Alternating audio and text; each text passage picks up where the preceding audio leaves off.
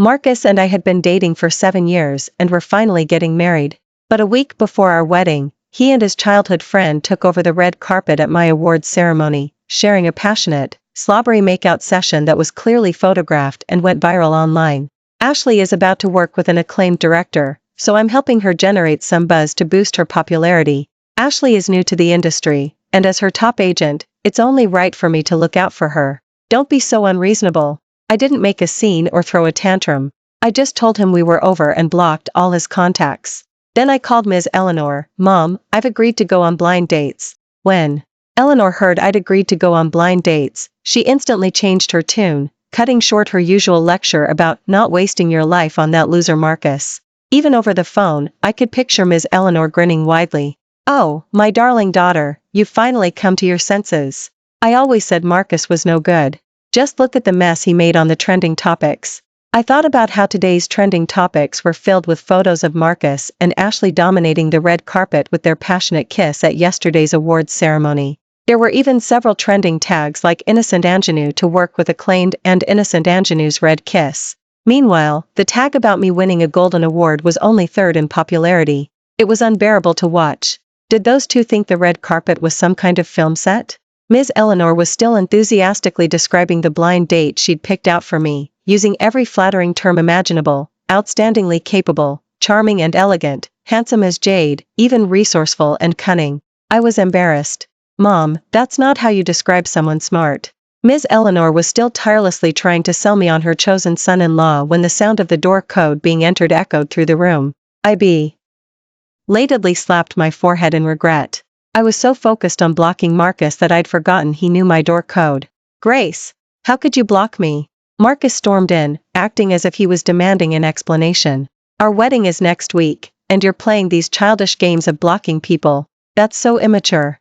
I said nothing, just tossed my tablet into his arms. He unlocked it, looking confused. Right, not just the door code, but all my device passwords needed changing too.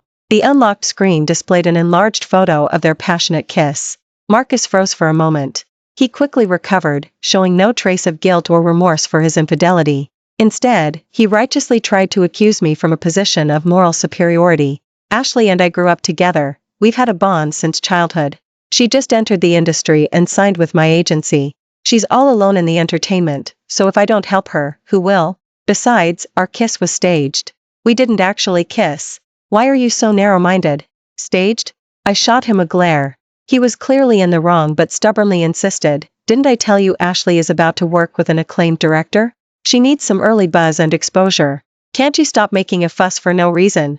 Working with an acclaimed director? What acclaimed director would be so blind, so lacking in discernment, as to work with an actress like Ashley, who's only been in the industry for 3 months, has no works, and only gained notoriety through gossip? They must be out of their minds.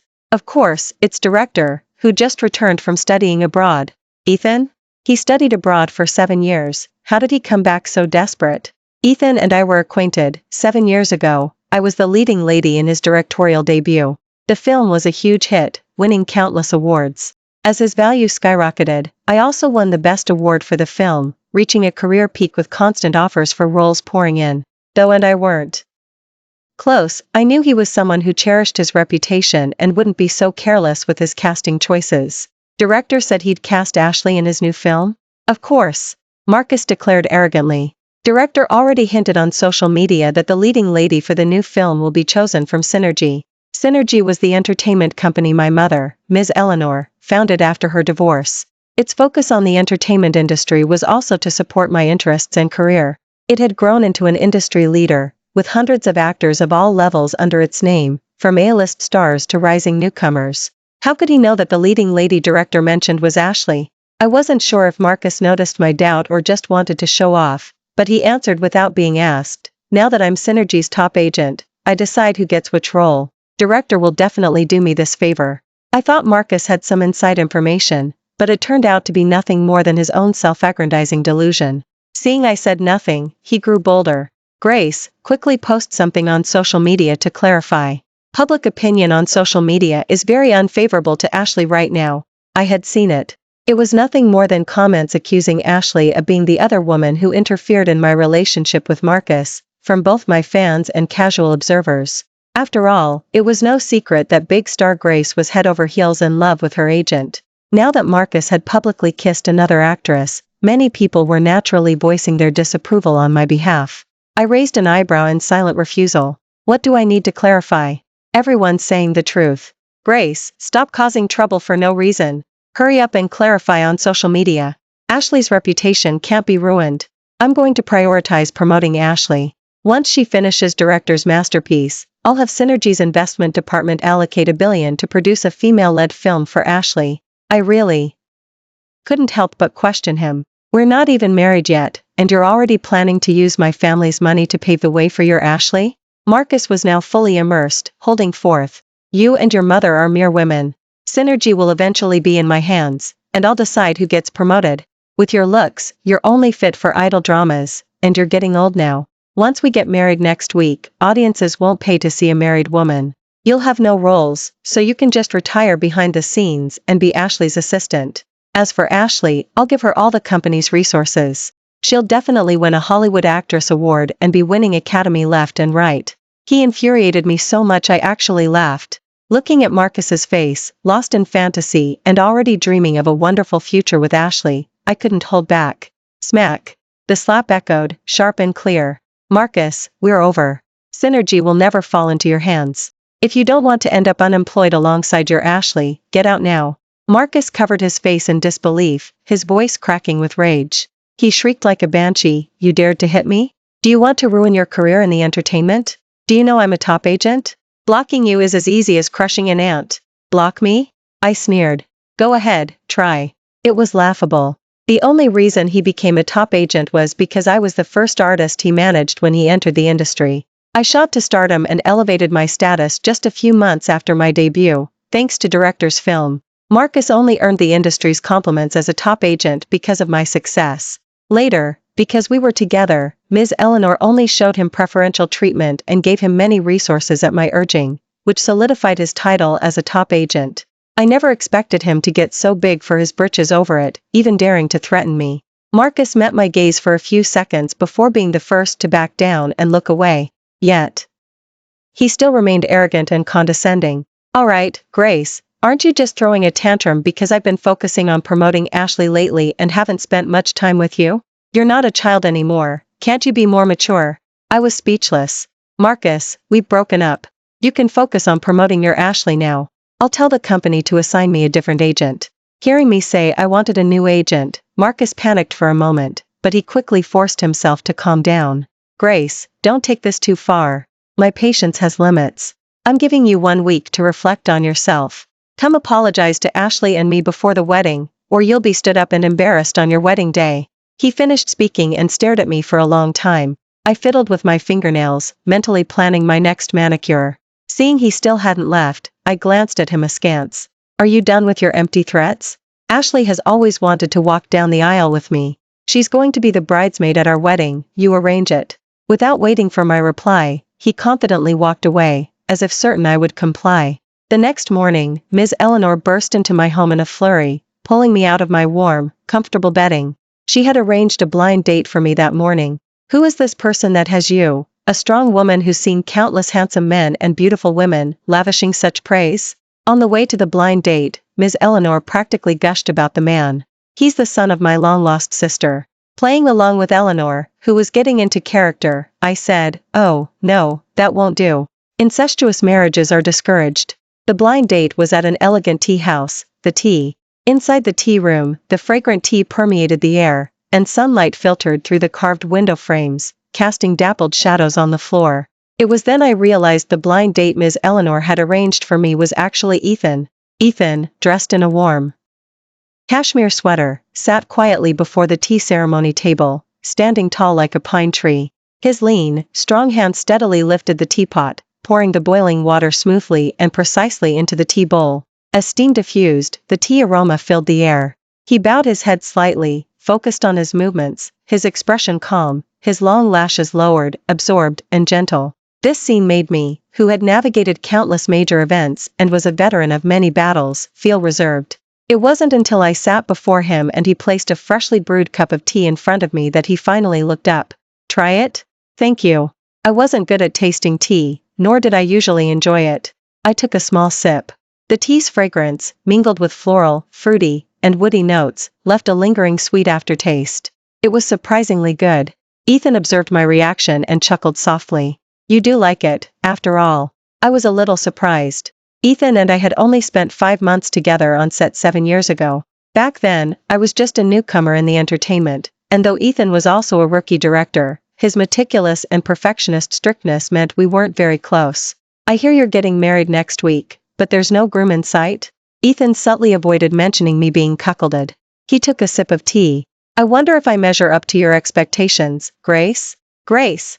A furious shout shattered the peaceful, quiet atmosphere of the tea room. It was Marcus, and Ashley. You're here having a rendezvous with some nobody. When did you two get together? Seeing how close Grace seems to this man, they must have been together for a long time, Ashley said, snuggling into Marcus's embrace. Marcus, you've been cuckolded for ages. What are you two doing here? I was a little surprised. Marcus wasn't the type for refined tea tasting. Of course, director invited us. He values Ashley highly and wants to personally coach her. Marcus intimately pulled Ashley closer into his embrace. I looked at Ethan, who remained seated, and cast him an inquiring glance. Ethan calmly shook his head, indicating it wasn't him. I instantly understood. Marcus must have found out somewhere that Ethan liked to drink tea here after returning to the country, and he'd brought Ashley here to try their luck. Marcus, you worked so hard planning Grace's path after she wouldn't have any more roles, and Grace actually cuckolded you. If I cuckolded him, what does that make you? I calmly sat down and continued to taste my tea. Ethan, who had been silent, suddenly spoke. Agent, instead of wasting time here trying to figure out who I am, you should hurry and take this other woman to stake out the tea entrance. See if you can catch Ethan there. Who are you calling the other woman? You some nobody. Just you wait. Marcus and Ashley stormed off in a rage. Today was my wedding day. For the past few days, rumors had been boiling online. There were comments calling Ashley shameless for interfering, condemning Marcus for two-timing, and even solid evidence in photos claiming I had cheated first with some nobody. The photos showed me arguing with Marcus and Ashley in the tea room that day. Ethan was seated behind me, only his silhouette visible, his face not shown. Considering the angle, it was obvious who took the photos. After spending these past few days together, I knew Ethan was a man I could trust with my life. In the backstage area, I was filled with joyful anticipation for Ethan's and my wedding. However, that joy was shattered by a commotion. Let us in. I'm the groom, and she's the bridesmaid. Marcus's familiar voice pierced the festive atmosphere. Sir, you don't have an invitation, so you can't enter. Besides, the groom is already waiting inside. How could you be the groom? I trembled with rage, my hands unconsciously clenching, my nails digging into my flesh. What on earth did Marcus want now? At this point, he was still trying to cause true. Lee. Security guard, look at what I'm wearing. What else could I be but the bridesmaid? Please, be a dear and let us in. Ashley's sugary sweet voice drifted over, tinged with a hint of sweetly coaxing. She was wearing an elaborate white princess dress, almost like a wedding gown, and even had a veil on her head. She clearly intended to steal the spotlight from me, the bride. The security guard held his ground, pointing to Ethan's and my wedding photo on the wall. Please don't make this difficult for me, those are the bride and groom. You two genuinely cannot enter without invitations. What groom? I am Grace's groom. This man is just some nobody she hired to put on a show. Marcus followed the security guard's finger and immediately recognized the groom in the photo as the man I'd met at the tea room that day. His face instantly turned ashen. Fine, Grace, you wretch, you're actually with this nobody. How could you betray our 7 years together? Marcus roared, struggling fiercely, trying to break past the security's blockade. Exactly. Grace cuckolding you like this is absolutely outrageous. Ashley fanned the flames from the side. Ignoring the security, the two forced their way in, pushing and shoving until they reached the stage. Marcus, quick on his feet, snatched the microphone from the MC's hand. Everyone, listen to me. This is Ashley, today's bridesmaid, and she's the new talent Synergy is focusing on promoting. Any good roles in the future, give them to her. Everyone, for my sake, please take good care of her. Marcus, holding the microphone, yelled like a buffoon, completely disregarding that this was my wedding or the astonished and angry gazes of the guests around him. The guests instantly erupted into an uproar, murmurs rising one after another. What's going on? Who causes such a scene at someone else's wedding? How rude. Who disrupts a wedding like this? The MC rushed forward, trying to snatch back the microphone. Sir, please leave immediate. Ly. But shoved the MC hard, and the MC stumbled, nearly falling. Get lost. Today, I'm going to make sure everyone here knows Ashley. Ashley, meanwhile, stood next to Marcus with a triumphant expression, as if this farce were a show she had meticulously planned. Exactly. You should all listen to Marcus. He's Synergy's top agent. If there are good resources in the future, don't forget me. There'll be something in it for you. Almost everyone present was a prominent celebrity or big shot in the industry, A-list stars, renowned directors, and screenwriters. Despite the widespread murmuring from the audience, Marcus continued to act as he pleased, rambling on stage, trying to make sure the directors and screenwriters present remembered Ashley. Marcus, if you don't stop, I'm calling the police. The security guards warned loudly, but Marcus ignored it completely. Humph, call the police? Go ahead. I'd like to see who can do anything to me. I'm the groom today. Ashley chimed in, exactly.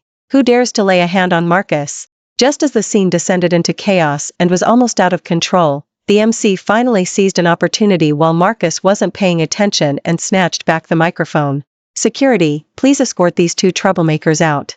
The wedding must continue. Next, let's welcome the groom, Ethan, and the bride, Grace, to the stage, the MC yelled hoarsely, trying to regain control of the situation, but remained relentless. How could this nobody be director? Grace, don't think you can pass it off by finding someone to impersonate him. Ashley chimed in. Grace must be too prideful, unwilling to accept that Marcus dumped her, so she found someone with the same name as director to fill in. Don't let her fool you all. If I'm not Ethan, then are you? Ethan, impeccably dressed in a white suit, took my hand and confidently walked onto the wedding stage, stepping on flower petals. Watching acting like a buffoon at the wedding, I found myself both annoyed and amused. He didn't even know Ethan, yet he dared to shamelessly boast everywhere that Ethan was casting Ashley as the leading lady in his new film out of deference to him. It was utterly absurd. Ethan and I walked hand in hand into the wedding venue, beaming with happiness. When saw us, his eyes widened instantly. Grace, you actually married someone else. I found it strange. Hadn't I told him we broke up several times? His relationship with Ashley was so good, what was wrong with me letting him marry someone else? Ethan frowned slightly, a flicker of displeasure in his eyes. He squeezed my hand tightly, giving me strength. It was as if he was telling me not to be afraid, that he was there. Marcus, I am Ethan. Do you have any questions? His voice was steady and strong, imbued with an undeniable authority. However, Marcus refused to believe it, continuing to shout, You? Just you?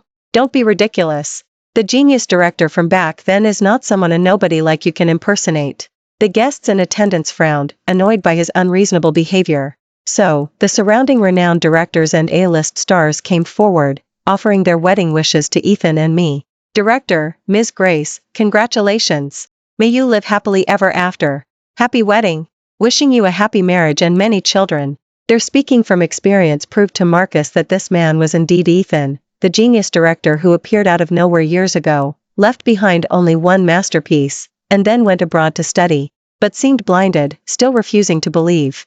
Humph, you're all in on it. You're deliberately helping him impersonate director. His eyes were wild and obsessive, lost in his own delusion. Ashley, seeing so many important figures present, instantly changed her demeanor. She was grinning widely, swaying her hips, and moving closer to Ethan, her eyes filled with flattery. Director, I've heard so much about you. It's such an honor to finally meet you in person today. As she spoke, she reached out, intending to take Ethan's arm. Ethan frowned deeply, swiftly sidestepping to avoid her and keep his distance from Ashley, his eyes filled with disgust. Ms. Moo, we met a week ago at the tea. Ashley, however, paid no mind to Ethan's evasion and still persisted in trying to get closer. Yes, director, you even praised my potential when we met last time. Her voice was sickly sweet, and it gave me goosebumps. Seeing didn't respond, Ashley's eyes darted. She then said loudly and deliberately, Oh, director, don't be so modest. Haven't you already cast me as the leading lady for your new film? She was trying to use this method, manipulating the crowd's opinion, to make Ethan acknowledge this baseless claim. She was absolutely shameless. Ashley, stop spouting nonsense here. Ethan doesn't even know you. How could he cast you as the leading lady? Ms. Eleanor, surprisingly, lost her composure before I did. The guests started murmuring again. How can this young actress be like this, spouting baseless claims? Exactly, she has no manners, trying to latch onto someone at a wedding. Ethan gave Ashley a cold stare, his voice low and serious. Ms. Moo, I believe you've misunderstood. I have never had any agreement with you regarding a role in a new film. Please do not spread rumors and cause trouble here. Ashley, however, still persisted, feigning a wronged expression. Director, how can you say that? You promised me this role last night. Ashley changed her strategy, trying to secure the role by spreading sexual rumors about Ethan. But this time, before Ethan or I even had to clarify, Robert, who was in the audience, spoke up. Didn't director and I discuss the plot for the new male lead last night? He stayed at my place until 2 a.m. I even brought him here this morning. Robert was a senior figure in the industry for many years, and his words carried a lot of credibility. The people present praised director for his dedication, working even on the eve of his wedding. I glanced at Ethan. He did have faint dark circles under his eyes, barely concealed by foundation. Immediately after, Ethan announced to everyone that I would be the leading lady in his new film, Leisurely, Fearless. Marcus's eyes widened in disbelief, and he shouted, Ethan, you used connections. Who cast a leading lady like that? Ethan looked directly at Marcus and responded calmly, what's wrong with using connections? The leading lady in this script was created based on my wife, Grace. I've watched all her work these past few years, and I'm very satisfied with her acting. This role belongs to no one but her. His voice was firm and powerful, and he deliberately emphasized the words my wife, Grace, subtly asserting his claim. Marcus's face instantly turned ashen. Ashley also cried out, this isn't fair. Why does she get the role without an audition? Ethan shot her a cold glance. Because she is Grace, the leading lady I chose. Watching and Ashley in their frantic state, an inexplicable sense of satisfaction welled up within me. Ever since Ashley signed with Marcus, he, as my agent and boyfriend, constantly made me dull my shine and make way for Ashley in various situations. He even pushed me to participate in low-profile reality shows just so Ashley could piggyback on my popularity. Now, seeing Ethan so resolutely defending me, the contrast filled me with emotion. Ms. Eleanor made a dominant declaration to support me. Marcus, Ashley, you're both fired from Synergy. Marcus was dumbfounded. No. I'm a top agent. If you fire me, I can take many artists with me. Synergy will be ruined. I sneered, then take all the artists you can, and go start your own agency. After the wedding, back home, I felt nervous about the wedding night. Even though Ethan was a wonderful person, we had no emotional foundation, and it felt too strange to just sleep together like that. But we were married, after all, I couldn't possibly kick him out to sleep in the guest room, could I? I sat at my vanity table, feeling as restless as if I had ants in my pants. But's actions surprised me. He came holding a pillow and volunteered to sleep in the guest room. Grace, don't be afraid. I know what you're thinking. I'm willing to give you time to fall in love with me. Until then, I'll just sleep in the guest room. Oh. All right, I replied softly, a ripple stirring in my heart. From then on, every morning, Ethan would prepare breakfast and then gently knock on my door to wake me up to eat. Grace, breakfast is ready. Come eat something. His voice came through the door, a gentle urging. Because of my work, I actually preferred to sleep in and usually wasn't fond of breakfast, but since he'd gone to the trouble of making it, I felt bad refusing. Thank you, but you really don't have to go to so much trouble, I said, feeling a little embarrassed. He just smiled and shook his head. Breakfast is important. Eat at least a little. During the day, we were both busy. I was poring over the script, while he was immersed in film preparations. During this time, Marcus would occasionally check in on me, asking how I was doing. He probably still wanted to use connections to get back into Synergy. After he resigned, only Ashley followed him. After all, everyone knew how he really became a top agent. Ethan and I were both very busy, only having a chance to interact at breakfast and when we said goodnight. Every night before bed, we would meet in the living room and simply say goodnight. Good night, Grace.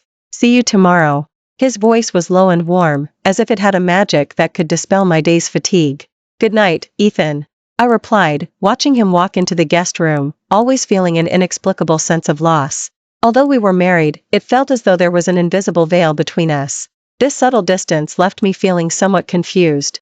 I couldn't help but recall his firm declaration at the wedding when he announced me as the leading lady. At that moment, he seemed filled with affection for me. Yet, our interactions after the wedding were so polite and distant that I couldn't fathom what he was thinking.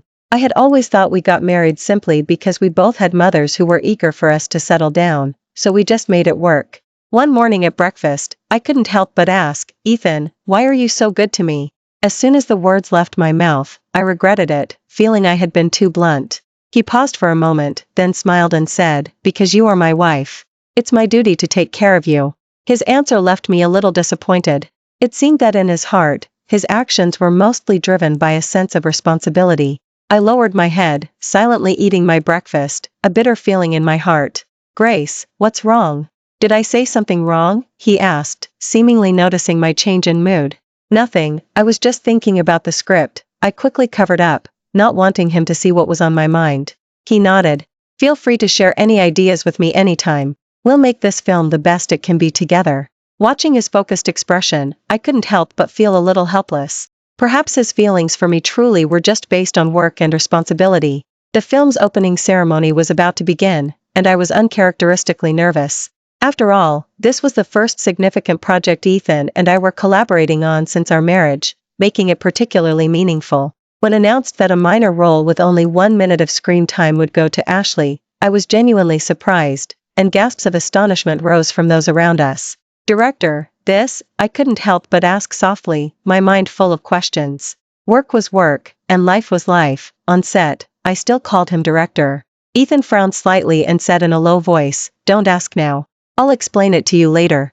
Marcus, no longer fawning over me as he had been since being expelled from Synergy, shot me a sidelong glance and said sarcastically, "So what if you got the leading lady role? With your terrible acting, don't ruin director's reputation." Ashley chimed in from the side, her eyes filled with provocation. "Exactly, some people shouldn't think they'll have smooth sailing just by using connections." I scoffed, too lazy to bother with their provocation. Soon, it was time for the group photo, but everyone realized Ashley was missing. The production assistants searched everywhere. Hearing a commotion in the prop room, they went to investigate. At that moment, an entertainment reporter was live streaming and happened to walk near the prop room. Ashley was naked and straddling Marcus, both of them passionately engaged, glistening with sweat. "What a disgrace!" the production assistant exclaimed in shock, unable to hold back. The livestream instantly broadcast this unseemly scene to countless netizens. Waves of mockery poured in from netizens. Turns out the innocent ingenue image Ashley marketed since her debut was a typo. It should have been innocent temptress. "This is so disgusting to watch. The industry is truly a mess." Upon learning of the incident, Ethan's face darkened, and he decisively decided to replace Ashley's role. "Such behavior will not be tolerated. My film does not need people of such low moral character." Seeing the people at the door, Marcus immediately flew into a rage, pushing Ashley off him and cursing her out. "You shameless creature. Did you have to get frisky at a time like this? Now look, the role's gone, and we have no hope of turning our fortunes around." Ashley tearfully tried to explain, "I didn't expect this either." "You insisted." Marcus wouldn't let her finish, his face flushed crimson with anger. "Shut up. You useless, counterproductive idiot." I watched the scene coldly, secretly feeling embarrassed that I had ever dated Marcus. I asked Ethan, this, I thought Ethan had arranged for this entertainment reporter to be there. Ethan's expression was calm as he quietly said, "I originally just wanted her to expose Ashley's terrible acting. Who knew she and your ex-boyfriend would get up to such antics?" He spoke the words "your ex-boyfriend" through gritted teeth, and I helplessly rubbed my forehead. It seemed those two truly brought it upon themselves. "Grace, I know you still love me. Didn't you marry Ethan just to get the leading lady role?" Marcus ran up to me, trying to grab my hand, but Ethan pulled me behind him. "Please let me continue to be your agent. This time, I promise, I'll only work for you. I won't manage those low-class artists anymore." Looking at this man, once familiar but now utterly a stranger, I felt he was very annoying, and frankly, embarrassing. Having dated him truly left a black mark on my record. "Marcus, we've been over for a long time. Stop trying to pester me." Several artists Marcus had managed in the past, hearing his words, all looked quite displeased. One of them couldn't help but say, "Marcus, you're truly shameless. When you managed us back then, you never gave us any resources, and now you want to sweet-talk Grace? Do you think Grace will still believe you?" Another chimed in, "Exactly. Following you was the worst luck ever. Trying the same old tricks again? Dream on." Marcus's face flushed crimson from the rebuke, but he still persisted, continuing to beg me, "Grace, for the sake of what we once had, please give me another chance. I truly know I was wrong, and I'll definitely help you properly from now on. We have no history. Marcus tried to say more, but Ethan stepped forward. Marcus instinctively recoiled 2 steps as Ethan gave him a cold stare. Marcus, have you caused enough trouble? Grace has made it very clear. Stop pestering her. If you continue, don't blame me for being impolite. Marcus looked at Ethan, a flicker of hatred in his eyes, but he dared not act on it and could only slunk away. Just then, a sharp car horn blared. Marcus, you bastard. This is all your fault. Before anyone could react, Ashley started her car and drove straight at Marcus. With a deafening crash, Marcus was sent flying, landing heavily on the ground, blood instantly splattering everywhere. Ah! A chorus of gasps erupted, and everyone present was stunned by the sudden turn of events. Ashley began to laugh maniacally, her laughter sharp and shrill, truly hair-raising. She pushed open the car door and staggered towards Marcus, who was covered in blood, ceaselessly cursing him. Weren't you so proud? Weren't you going to abandon me? Well, now no one gets to have a good time. After cursing Marcus, she suddenly turned her vicious gaze to me. Grace, this is all your fault. If it weren't for you, how would I have ended up like this? As she spoke, she pulled out a gleaming dagger from her pocket and charged at me recklessly. In that moment, time seemed to freeze. My mind went blank, and my feet felt nailed to the ground. I had no time to dodge. It's over. I closed my eyes in despair. Grace! Just as my life hung by a thread, a familiar, resolute voice rang in my ears. I snapped my eyes open and saw Ethan had unhesitatingly stepped in front of me. No, I shrieked, watching helplessly as Ashley's dagger plunged into Ethan's left chest. Ethan! Grab her! Don't let her get away! The people around finally snapped out of their shock and swarmed forward, pinning Ashley down. She struggled desperately, ceaselessly yelling, Grace, I won't let you get away with this. Ethan, how are you? Don't scare me. I knelt beside Ethan, my hands trembling as I held him in my arms. Ethan's lips trembled slightly. He tried to say something but could only manage faint sounds. Call an ambulance quickly. Soon, the ambulance siren wailed from far to near. Everyone hastily helped lift Ethan and Marcus onto the ambulance. Ms. Jian, the filming ceremony, a reporter cautiously began, trying to prompt me. I looked up and said with a trembling voice, the filming ceremony is postponed. We will provide an explanation later. After speaking, I followed Ethan into the ambulance. In the ambulance, I held Ethan's hand tightly, as if he wouldn't leave me as long as I didn't let go. Ethan, you have to be okay. Nothing can happen to you. I sobbed uncontrollably, my heart filled with self-reproach and fear. If it weren't for me, Ethan wouldn't have been hurt. Grace, I'm sorry. Marcus, who had been unconscious, suddenly spoke. He coughed a few times, spat out a mouthful of blood, and slowly closed his eyes.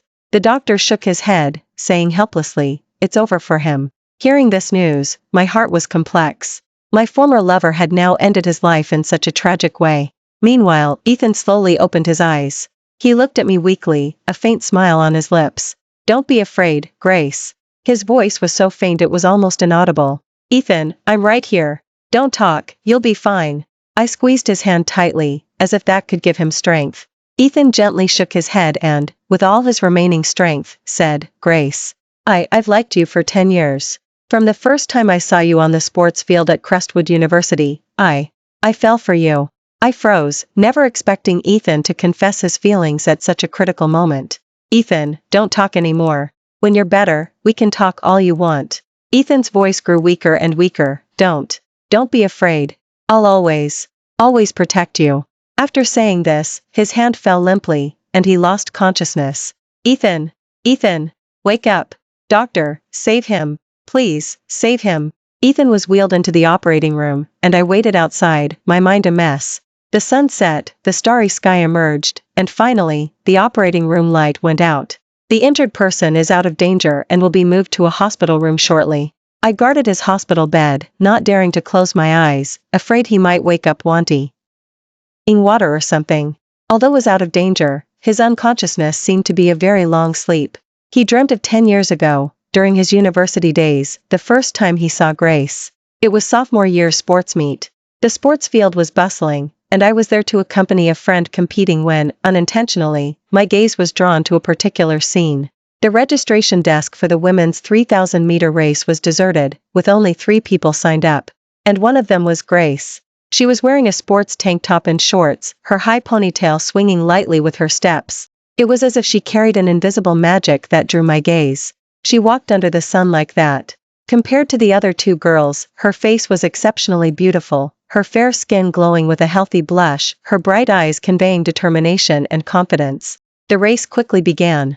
The 3,000-meter run was undoubtedly a difficult challenge for girls, extremely draining. It was clearly no exception. In the first lap, she charged ahead like a runaway horse. I couldn't help but frown, thinking to myself, this girl is so foolish. A 3,000-meter long-distance run tests endurance the most. What will she do in the later laps if she uses up all her energy in the first one? As expected, from the second lap onwards, her pace visibly slowed, and she gradually dropped to third place. Watching her slightly struggling figure, I just found her foolish. Yet, even running so slowly, she never gave up, moving forward with determined step after step.